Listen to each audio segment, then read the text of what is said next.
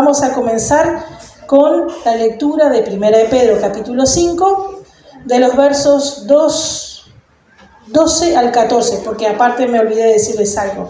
Generalmente empezamos por el principio. Bueno, hoy no. Vamos a empezar por el final. Leamos los versículos 12 al 14. Lo voy a leer en la versión NBI. Con la ayuda de Silvano, a quien considero un hermano fiel, he escrito brevemente para animarlos y confirmarles que esta es la verdadera gracia de Dios. Manténganse firmes en ella. Saludos de parte de la comunidad que está en Babilonia, escogida como ustedes, y también de mi hijo Marcos. Salúdense los unos a los otros con un beso de amor fraternal. Paz a todos ustedes que están en Cristo. La carta de 1 de Pedro, toda la carta, fue escrita más o menos entre los años 60 y 65 después de Cristo. Y el contexto histórico de esta carta es mucha persecución, mucho sufrimiento en cuanto a los cristianos por causa del Imperio Romano. Y aquí se menciona en estos versículos a Silvano. ¿Saben quién es Silvano? El que también es conocido como Silas, que era un colaborador cercano de Pedro y de Pablo. Y lo menciona acá como el mensajero, como el que le ayudó también a escribir la carta y quizás también a entregarla. Y también habla de Marcos, el que escribió el Evangelio de Marcos. Pedro lo llama mi hijo. Acá en realidad no es que sea el hijo de sangre, sino convengamos que es como el hijo espiritual. Y bueno, y también acá nos contextualiza un poco Pedro, hablándonos, esto es en su carta primera, pero en el versículo 1 nos dice que les habla y les escribe a los exiliados de la dispersión. Y esto hace referencia a los cristianos que estaban en tierras lejanas, en regiones lejanas, como en Asia Menor, que actualmente es Turquía. Y estas comunidades estaban formadas por judíos y gentiles convertidos al cristianismo, estaban padeciendo. ¿Por qué nos damos cuenta de esto? Cuando hace mención a Babilonia, a la iglesia que está en Babilonia, es un término simbólico, porque hace referencia a la Babilonia que conocemos del Antiguo Testamento, cuando el pueblo de Dios sufrió el exilio y sufrió el cautiverio gracias al Imperio Babilónico. Bueno, esta analogía, esta imagen es la que usa Pedro para decir, miren, la iglesia que está allá en Babilonia, en ese lugar hostil, les manda saludos. Pero también, como les decía, nos contextualiza y nos indica qué era lo que estaban viviendo los cristianos de esa época. En ese tiempo, como les decía, los cristianos estaban enfrentando mucha hostilidad y sufrimiento, pero por su fe. Y esto lo quiero destacar y subrayar, que era por su fe. No es que recibían hostilidad y sufrimiento porque robaron un banco y lo descubrieron. Eso es pecar. Y cuando uno peca, está destituido de la gloria de Dios y eso genera muerte en muchos sentidos. No estamos hablando de este sufrir por pecar, por naos, ¿sí? Estamos hablando del sufrir por causa de Cristo, por querer aplicar las verdades cristianas, por querer actuar como Jesús actuaría. A eso nos referimos con este tipo de enfrentamiento, de hostilidad y sufrimiento por causa de su fe. Y les digo, eran vistos como sospechosos, trataban de buscarle la quinta pata del gato para culparlos de lo que sea. Y a todo esto, en este contexto de sufrimiento, de hostilidad y de persecución, estaba el liderazgo de la iglesia, que tenía nada más y nada menos que el menudo trabajo de fortalecer a su rebaño y de poder ayudarlos a mantenerse firmes en la fe que estaba en Cristo. Esa fe que les estaba causando problemas, esa fe que les estaba causando dolor y sufrimiento por querer hacer el bien. Menudo trabajo tenía el liderazgo de la iglesia en aquel entonces. Y por esto, aquí el propósito de la carta. que es animar y confirmar a los creyentes en la verdadera gracia de Dios. Les recuerda que deben mantenerse firmes en esta gracia, especialmente en los tiempos de prueba. Así que les habla en cuanto a la humildad, le habla mucho al liderazgo y cómo poder tener resistencia frente a la adversidad. Así que vamos ahora sí, el verso 1 al 4, vamos a leer. Porque acá vamos a ver algunas instrucciones directas a los ancianos de la iglesia. Vamos a ver qué es eso también.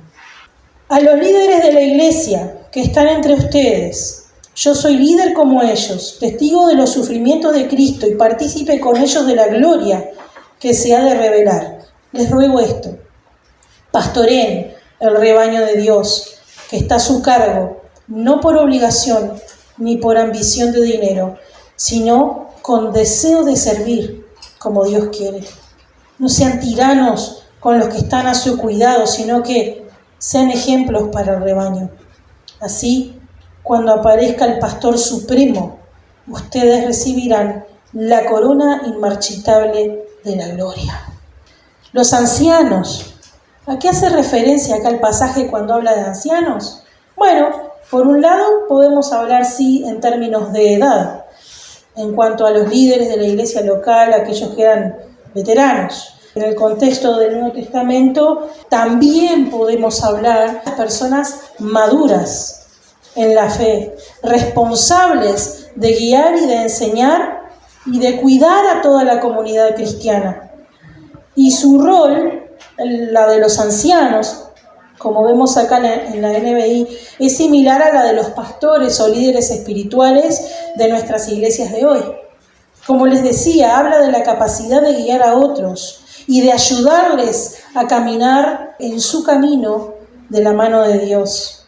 Y estos líderes en aquel momento, y sé que hoy también, eran fundamentales para el crecimiento y la salud espiritual en aquel entonces de la iglesia primitiva, porque la dificultad era grande y ellos tenían ese entendimiento de la palabra, de lo que tenían que hacer, pero también el coraje de vivirlo y de poder ser de referencia a otros en ese sentido. Aquí Pedro lo que hace es recordarles y exhortarles a liderar no de cualquier forma, sino a la manera de Cristo, que refleje el carácter de Cristo. ¿Y cómo se manifiestan estas cosas? ¿Cómo podemos ver estos principios aplicados en el liderazgo? Con humildad, con integridad y con amor. Humildad porque básicamente es que no hay que hacerlo por fuerza, sino voluntariamente. ¿Y qué tiene que ver esto con la humildad? Que la humildad implica el servir a otros sin buscar ningún tipo de reconocimiento personal o poder. Cuando hablamos de que no hay que hacerlo por fuerza ni voluntariamente, estamos hablando de querer controlar todo, la vida de los demás, la agenda de los demás, todas las cosas que se puedan ver en lo que es la iglesia en general. Y si bien el liderazgo tiene la potestad y la obligación de tomar decisiones, debe de hacerlo, como dice acá, no por la fuerza, sino voluntariamente. ¿Qué pasa? Hay quienes lideran por poder, hay quienes lideran por vanagloria, porque una de las necesidades básicas que tiene el ser humano es de la autorrealización, querramos o no. Si bien hacemos las cosas voluntariamente y sin pedir nada a cambio, ¿cuánto nos alegramos cuando viene la gratitud de la mano por parte del otro? Pero a veces no pasa. Y aquí es donde se tiene que aplicar la humildad. Porque si el liderazgo procura controlar todas las cosas, lo que está buscando es reconocimiento y poder. Y hay muchos cristianos en el liderazgo que son así, que necesitan cubrir esa necesidad personal y básica de la autorrealización y del reconocimiento de alguna manera. Y como capaz que no lo tienen en el trabajo, capaz que no lo tienen en la familia y no lo tienen consigo mismo, no se basta el hecho de que Dios los reconoce como hijos, que necesitan que le entreguen ese feedback, ¿no?, de reconocimiento y de poder. Ojo, mis hermanos, porque estamos plagados de este tipo de liderazgo, ¿sí? Hay que tener mucho cuidado cuando encontramos líderes así. El reconocer que el liderazgo es un llamado a servir y no a ser servido es una de las bases claves para un liderazgo saludable. Y cuando hay quienes dicen que se regocijan o se alegran cuando los pastores tienen olor a oveja sucia, a mí a veces me hace temblar un poquito porque digo, bueno, espero estar a la altura de las circunstancias y espero que los pastores estén a la altura de esas circunstancias, de oler a oveja sucia, como alguien escribe por ahí. Integridad. Los ancianos deben de ser ejemplo de lo que es vivir en Cristo. Con defectos y con virtudes, no estamos hablando de perfección, estamos hablando de que viven con coherencia, de cómo hablan acá en el púlpito y cómo hablan probablemente también en su casa. Puede ser que hablen peor, porque en casa nos descontracturamos un poco, pero en realidad, en general, vos lo ves en el trabajo, lo ves en la familia, cómo actúa con uno y con otro, y son coherentes con lo que dicen y con lo que hacen. Eso es integridad. Esto significa vivir de acuerdo con los principios que enseñan, con sus palabras, con sus acciones. Y esto es fundamental para poder ganar también la confianza y el respeto de la comunidad. Capaz que no se gesta en primera instancia, porque para conocer cómo es una persona hay que verlo en la cancha se conocen los pingos, cómo son, pero bueno, tarde o temprano se entiende cómo es el carácter del liderazgo y por lo tanto eso genera también confianza y respeto. Y por sobre todas las cosas el amor. Liderar con amor, ¿qué implica? Implica cuidar del rebaño con dedicación, estar constantemente pensando en el bien del otro y de la iglesia en general, con compasión, tratar de entender las cargas del otro para poder ayudarle, pero también estableciendo límites, porque eso es amar. Liderar con amor implica cuidar del rebaño con dedicación, con compasión y también poniendo límites. Si nosotros sabemos, porque la Escritura lo dice, de que alguien la está pifiando y no hacemos nada para evitarlo por miedo a que capaz que si le digo algo se va de la iglesia, bueno, entonces estamos siendo re malos amigos, re malos líderes por no querer ayudar al otro a corregirse en su camino. Por encima de si mi prestigio queda en alto o no, por encima del hecho de quedar bien, por encima del hecho de querer controlar y hacer como que soy recra, está el amor profundo por el otro y que incluso soy capaz de que con amor y con cancha, con calidad, pero decirle en dónde la está errando.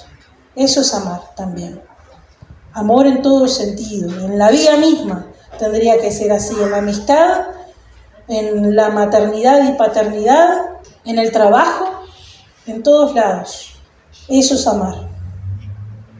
Y estos principios, todo esto que mencioné recién, reflejan clarito el carácter de Cristo, que Él es el príncipe de los pastores.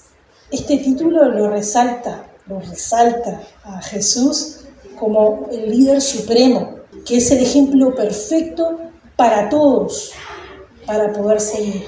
Jesús es el mismo modelo de liderazgo a quienes todos tenemos que apuntar, especialmente aquellos que están llamados o aún ahora involucrados en un liderazgo. Es un modelo de liderazgo servicial, sacrificial y con un amor incondicional. Créanme que hay mucha cosa que hace el liderazgo que no es reconocida. Puede tornarse muchas veces ingrato también, por no reconocer o no verse el valor de las pocas o grandes cosas que se pueden llegar a hacer. Pero no importa, la mirada tiene que estar en Cristo y no en el reconocimiento terrenal que se pueda llegar a dar. Eso tiene que bastar para aquellos que estén liderando. La corona incorruptible de gloria es una recompensa eterna que está diseñada especialmente para aquellos que viven de esta forma y que lideran de esta manera. Cuando llevan un liderazgo fiel y espiritual, que a diferencia de las coronas terrenales, esta va a permanecer para siempre y viene directamente de la mano de Jesús. Esta corona es eterna, es gloriosa, no tengo idea cómo es, pero sí sé que está para aquellos que tienen el coraje de liderar como Cristo lo haría. Todo lo que se haga, visto o no visto, no es en vano. Dios tiene todo visto, Él sí, Dios lo tiene todo presente. Y en un sentido más amplio, esto nos aborda a todos los cristianos y nos anima a todos a vivir de esta forma. Puestos los ojos en Jesús, el autor y consumador de la fe, puestos los ojos en esa gloria eterna que nos espera para aquellos que cuidamos nuestra santidad y nuestra salvación. Nos recuerda que el trabajo en el Señor tiene un propósito, tiene un valor eterno y nada es en vano. Vayamos a los versículos 5 y 7, al 7. Asimismo, jóvenes, sométanse a los líderes, revístanse todos de humildad en su trato mutuo, porque Dios se opone a los orgullosos, pero da gracia a los humildes. Humíllense, pues, bajo la poderosa mano de Dios, para que Él los exalte a su debido tiempo. Depositen en Él toda ansiedad, porque Él cuida de ustedes. Vemos que estos versículos en un comienzo va dirigido a los jóvenes y les insta, les anima a que se sometan a sus ancianos, al liderazgo. Y cuando Pedro habla en este caso de jóvenes, sí hablan también de los que tienen menor edad, pero también se está refiriendo a aquellos que tienen menos experiencia o menos madurez en la fe. Por esta razón serían como discípulos de estos ancianos o líderes de quienes tienen que aprender. No rebelarse, sino más bien someterse. En este sentido, someterse es escuchar con atención, reconocer que puede haber sabiduría en el otro, si está cimentada y fundada en la palabra, hacerles caso al consejo que puedan llegar a dar. Es esta disposición de aprender y recibir la guía de aquellos que están un pasito más maduros en cuanto al camino de la fe. Son hermanos mayores también, de quienes podemos aprender algo, tienen más experiencia en la vida cristiana. Y también en un llamado más amplio, acá nos abarca a todos, tenemos que actuar como, con humildad, con respeto mutuo, entendiendo los roles y las competencias de cada uno.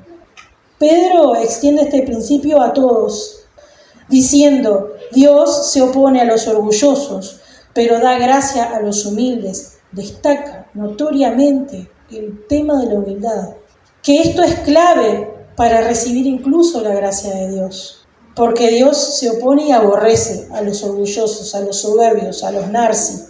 Y por otra parte, por esa razón, Pedro sí nos anima a todos los creyentes, no solamente a tener este ejercicio de someternos unos a otros en humildad y con respeto, sino ponernos bajo la poderosa mano de Dios.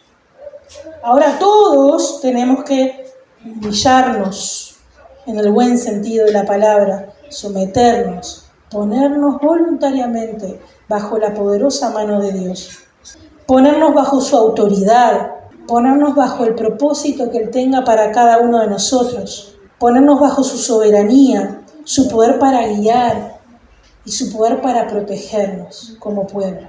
La promesa esta de que Dios nos exaltará a su debido tiempo nos recuerda que Dios tiene también un tiempo perfecto para cada una de las cosas. A menudo, como seres humanos, queremos tomar las riendas de los asuntos. No está mal planificar, no está mal querer determinar los pasos que hacer, pero una cosa muy distinta es decirle a Dios lo que hay que hacer. Poner por encima mi calendario antes que el de Dios. Este versículo nos recuerda que Dios tiene un tiempo perfecto para cada cosa y bien hacemos si esto lo tenemos presente en nuestro accionar, en nuestro día a día. Tener esta perspectiva de que quizás las cosas no salen como queremos porque Dios tiene un plan superior al nuestro y que nos va a hacer bien también. Porque también esta promesa nos habla de que aunque podamos enfrentar dificultades o tiempos de espera, también podemos confiar en que Dios nos va a levantar y nos va a bendecir en el momento adecuado. Y esta exaltación de Dios, este levantar de Dios para cada uno de nosotros se puede ver de distintas formas, puede manifestarse de distintas maneras. Puede ser una bendición particular en esta vida nuestra, la resolución de una situación o un tema difícil, o también incluso podemos llegar a ver la recompensa, no en esta vida, sino en la vida eterna que nos espera con Él. Pero lo importante sobre todas las cosas es confiar en que Dios tiene este control, de saber qué es lo mejor para nosotros y que a su tiempo todas las cosas son buenas. El tiempo de Dios es perfecto. Para todo esto, para llegar a este entendimiento, obviamente necesitamos depender de Él, en lo personal y como iglesia, y estar dispuestos, por sobre todas las cosas, a aceptar su voluntad. Así que debemos vivir entonces con paciencia y con confianza en Dios. Y finalmente, Pedro invita a todos los creyentes a depositar toda la ansiedad sobre Jesús, porque Él cuida de nosotros. ¿Y qué tiene que ver una cosa con otra? Que estar en dificultad y bajo problemas te puede generar ansiedad, te puede generar desconfianza en cómo vas caminando, te puede generar desilusión, decepción, depresión. Todo esto puede generar el hecho de pasar pruebas y dificultades. Pero sin embargo, podemos asegurarnos esta estadía y salir airosos de todo eso si nos tomamos de la mano de Dios, si nos volcamos a Él, si dejamos nuestra ansiedad sobre Él, porque sabemos y confiamos de que Él cuida de nosotros. Y aquí está el verdadero someternos a Dios, porque no es cuando la vida nos sonríe, no es cuando las cosas van bien, es cuando definitivamente tenemos problemas, dificultades y que para peor no entendemos por qué ocurren. Ahí es donde está el verdadero someterse a Dios, porque ahí voluntariamente tenemos que decir, aunque no me va bien y aunque no entiendo nada de lo que está pasando, insisto en confiar en que Dios es bueno y que algo bueno tiene para mí. Lo vemos en los cristianos de esa época que estaban bajo persecución y lo podemos ver ahora en la actualidad, cuando hablamos de misioneros, por ejemplo, de los misioneros que en zonas difíciles de este mundo padecen mucho sufrimiento. Y uno dice, ¿cómo hacen para sostener su fe y todavía sostener la de otros, no? Yo creo que es porque aplican todo esto.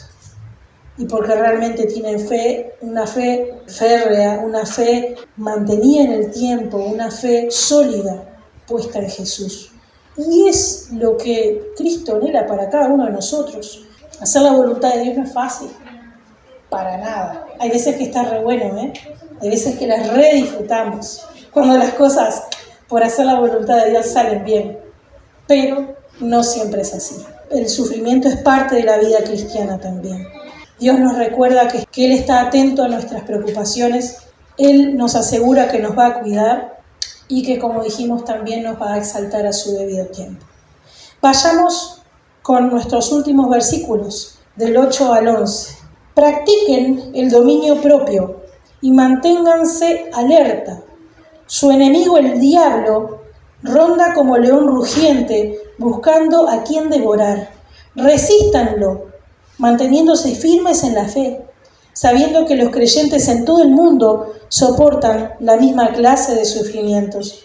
Luego de que ustedes hayan sufrido un poco de tiempo, Dios mismo, el Dios de toda gracia, que los llamó a su gloria eterna en Cristo, los restaurará y los hará fuertes, firmes y estables. A Él sea el poder por los siglos de los siglos. Amén. Advertencias para todos los creyentes de todo el mundo y algunas recomendaciones finales son las que nos dan Pedro en estos versículos. Acá habla de practiquen el dominio propio. En otras versiones dice manténganse sobrios, sed sobrios y velad, dice la Reina Valera. ¿Y qué es el opuesto de ser sobrios? Es estar borracho. Cuando están borrachos, ¿qué pasa? No tenemos control de nuestro cuerpo y no tenemos control de nuestra mente. Eso es lo que pasa cuando se está ebrio, cuando se está borracho. ¿Qué es lo que nos pide la Biblia? Que seamos sobrios, que manejemos esta vida con una mente clara, que tengamos lucidez mental para pensar con claridad las cosas. Y así vamos a poder estar atentos a lo que nos esté pasando alrededor y a los ataques del enemigo. Velad, manténganse alerta. Esto sugiere estar en guardia. Es no bajar los brazos.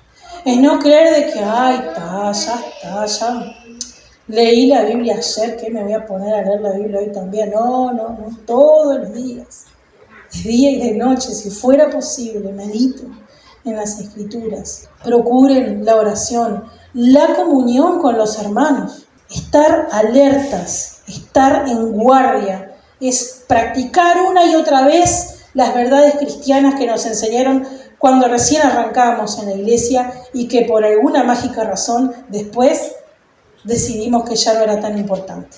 El enemigo busca hacer daño, busca desviarnos de nuestra fe, tal como un león rugiente.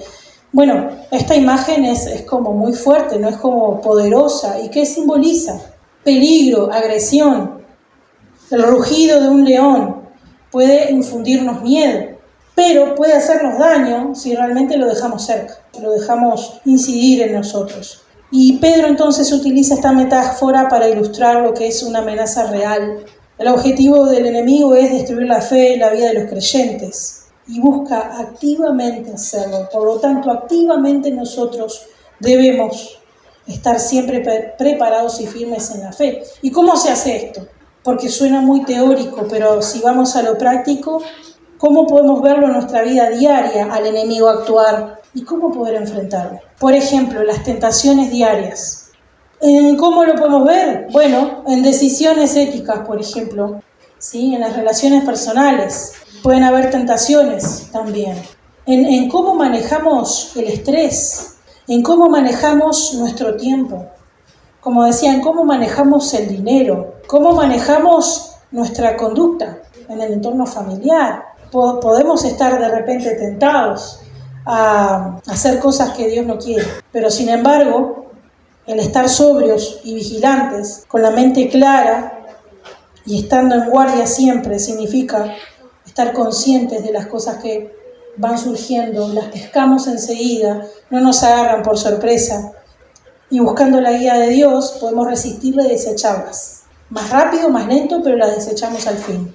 Por ejemplo, distracciones, ¿no? En la vida espiritual, en nuestra vida diaria hay muchas de ellas que afectan directamente nuestra relación con Dios. Por ejemplo, el exceso de trabajo.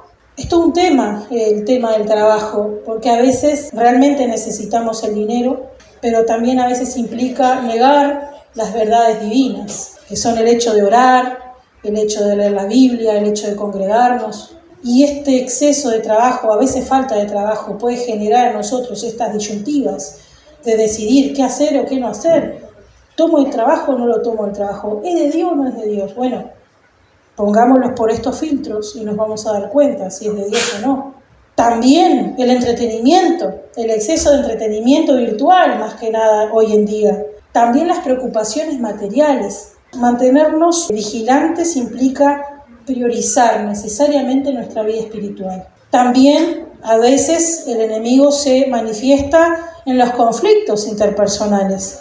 Puede notarse en la discordia, en la ira, en el pensar mal de con respecto al otro, no dar lugar a la duda, que capaz que en una de esas no pudo venir porque se le complicó, y no por decir, este seguramente no quería venir, no tuvo el coraje de decírmelo. No, pará, demos lugar a la duda. No busquemos conflictos donde todavía no los hay. Ser sobrios y vigilantes nos ayuda a responder con amor, con paciencia, buscando siempre la reconciliación y la paz en lugar de la ira, el resentimiento, del chusmerío, que eso daña y muchísimo. El diablo puede intentar desviarnos a través del desánimo y de la duda, de cultivar eso en nuestra mente, pero si nos rodeamos de las promesas de Dios, eso no nos invade. Pero para rodearnos de las promesas de Dios, tuvimos que en algún momento haberlas leído y haber estudiado la Biblia. Si no, no hay promesa de Dios que valga en nuestra vida. Por eso, necesariamente debemos asirnos de las Escrituras, de orar y de tener comunión unos con otros. Acá nos ofrece la estrategia para enfrentar estos ataques. Y es nada más y nada menos que mantenernos firmes en nuestra fe. Es necesario poder compartir las luchas los unos con los otros para poder crecer y animarnos también. Como les decía, el sufrimiento es parte de la experiencia cristiana, pero también hay algo que dice aquí la palabra, y es que son temporales, que no es que vamos a sufrir para siempre. En algún punto hay un pare de este sufrimiento, que después se puede reanudar con otro y así sucesivamente, pero no es que vamos a estar toda la vida sufriendo. De hecho, las pruebas, las que estemos transitando temporalmente, también tienen un propósito divino. Dios las utiliza para moldear nuestro carácter. De hecho, hay palabras que utiliza acá de lo que generan las pruebas en nosotros. Luego de que ustedes hayan sufrido un poco de tiempo, Dios mismo, el Dios de toda gracia, que los llamó a su gloria eterna en Cristo, los restaurará, los hará fuertes, firmes y estables. En la Reina Valera tenemos este clásico, ¿no? Que Dios los perfeccione, afirme, fortalezca y establezca. Qué lujo es padecer en las manos de Dios. Porque yo siempre digo esto, ¿no? Seamos cristianos o no, vamos a padecer igual. Sufrimiento va a haber. Ahora, qué mejor que estar en las manos de Dios y padecer por causa de Él, que todavía tenemos este plus de que lo utiliza para nuestro provecho. Y que en definitiva nuestro sufrimiento no es en vano. Dios nos restaurará, nos va a volver a un estado original o incluso mejorado. Promete sanar, promete reparar las áreas de nuestra vida que han sido dañadas por el pecado, por el sufrimiento, por las pruebas. Es un proceso de renovación donde nos devuelve paz, donde nos devuelve a la integridad con que debimos haber estado siempre. Nos hará fuertes, no necesariamente con fuerza física, que puede ser, pero principalmente con fuerza espiritual y emocional. Dios nos da esa capacidad de resistir cada vez más a las pruebas, a las tentaciones, nos fortalece la fe y la confianza en Él. Nos entrena cada vez más para ser cada vez más resilientes y no achicarnos a la primera. Nos hace firmes, nos hace mantener una base sólida, de modo que no vamos a ser fácilmente sacudidos por los vientos fuertes de la vida. Nos hace tener estabilidad. La estabilidad implica constancia y equilibrio. No es que una vez fui estable o equilibrado. No. Es constantemente mantener ese equilibrio en nuestra vida en general, emocional y espiritual.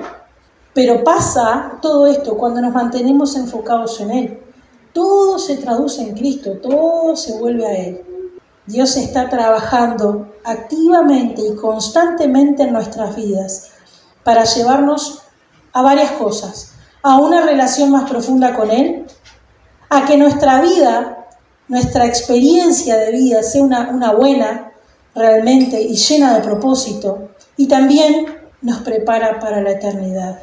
Les invito a que al cerrar el día nos tomemos un momento para reflexionar sobre cómo Dios obró nuestra vida hoy y agradecer, aplicar la gratitud.